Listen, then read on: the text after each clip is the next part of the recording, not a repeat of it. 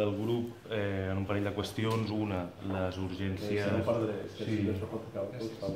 pediàtriques, que no urgències ateses per professionals pediàtrics a la ciutat, que es veu inaugurar fa ben poc.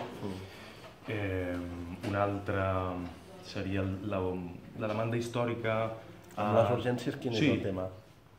Precisament això, que són urgències pediàtriques, però no urgències ateses 24 hores, com heu dit. O sigui, voldríeu presencial 24 hores, vosaltres també? Sí, 24 hores, i segurament també seria necessari per 45... No ho farem, Sí, per 45.000 infants que hi ha a la ciutat, probablement inclús nord-sud, un parell de serveis. Això sí, que tu ho faria, si faria això que dius. I una atenció directa de professionals de la pediatria, i no el model aquest que us heu inventat.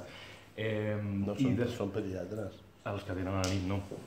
Que tenen a la nit són els metges de capçalera. Hi ha unes hores a la tarda que tenen pediatres. Sí, i els metges de primària tenen formació pediàtrica, i a més cada vegada més, però és que sobretot tenen la interconsulta amb els pediatres que estan a dalt. Però no hi ha urgències en professionals de pediatria les 24 hores. Ni ho farem, perquè seria una ineficiència